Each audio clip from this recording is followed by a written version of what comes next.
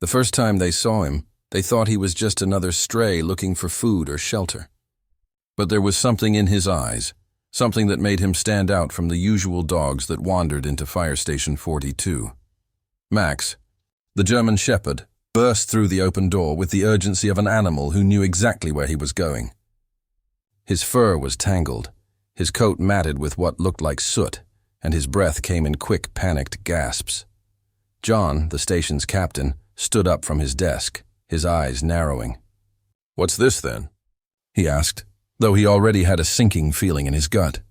Max wasn't just any stray. He wasn't here to beg for food or attention. His eyes were locked on John, filled with a sense of urgency that couldn't be ignored. "Get him out of here," Michael, a veteran firefighter, muttered, but Max wasn't listening. He trotted over to the group of firefighters, tail wagging, but his eyes never left the fire engine in the corner of the room. It was as if he was drawn to it, knowing that something important was waiting for him there. For the next few days, Max continued his strange visits, showing up like clockwork every day at the same time. He didn't come for food. He didn't come for a pat on the head. Instead, he came with an intensity that was hard to ignore. Every time he walked through the door, he acted the same, frantic, agitated, with a singular focus on the truck in the corner. "It's like he's trying to tell us something, Sarah," the newest firefighter said one afternoon as Max paced back and forth. She had begun to suspect that the dog wasn't just lost. He was warning them about something. Her suspicion only grew when, one morning, Max arrived carrying a torn piece of cloth, stained dark with what looked like blood. "Is that—" Michael's voice trailed off as he stared at the cloth in Max's mouth. Max dropped it at their feet and immediately began pacing again, looking back at them with those same urgent eyes. "We need to follow him," Sarah said, her voice trembling with unease. "Something's wrong." The following day, they decided to do just that.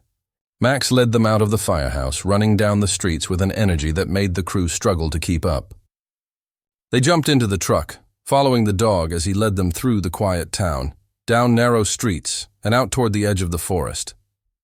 Max's pace never slowed. His movements were deliberate, every step purposeful. The crew's curiosity turned to concern when they noticed the thickening smoke in the air. The farther they went, the stronger the smell became. Burning wood, charred remains, and something else. Something far more sinister. Max suddenly stopped at the edge of an old abandoned cabin.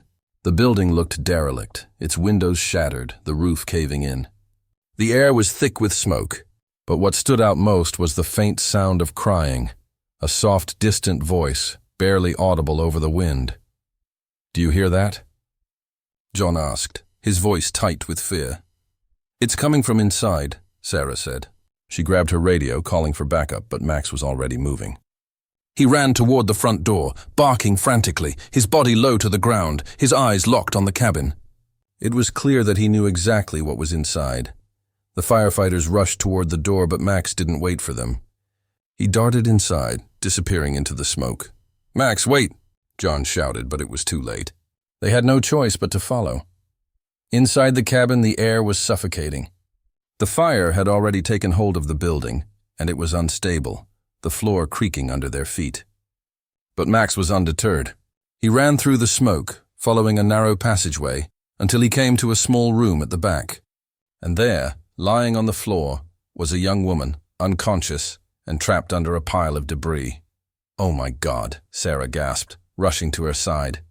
The woman's breathing was shallow, and her skin was pale, almost gray from the smoke. Max stood by her side, his gaze never leaving her. His tail was still, but there was something protective in his stance. The firefighters quickly got to work, lifting the debris and carefully pulling the woman out.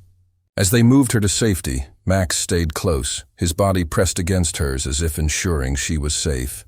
"Call it in." John shouted to Michael, his voice steady but filled with urgency. They needed medical help, and they needed it fast. The woman was taken to the hospital, and Max followed the ambulance to the parking lot, watching intently as she was wheeled away. His job was done. He had saved her life. The next day, Max didn't leave. After the fire was extinguished and the woman had been taken care of, he stayed near the fire station, as if he knew this was now his home. The crew, still shaken by the events of the previous day, welcomed him with open arms. They made him an honorary firefighter, giving him his own collar and a bed inside the station. But for Max, it wasn't about the comfort. It wasn't about the food or the shelter. He had found something far more meaningful: purpose. He had saved a life, and in doing so he had found a home among the very people who had never asked for a hero, but had found one in him nonetheless. Some heroes don't wear capes. Sometimes they come with 4 paws and a loyal heart. Max, the stray dog, reminded everyone that true courage and loyalty don't come from titles, they come from the heart. If this story touched your heart, don't forget to like, share, and subscribe for more.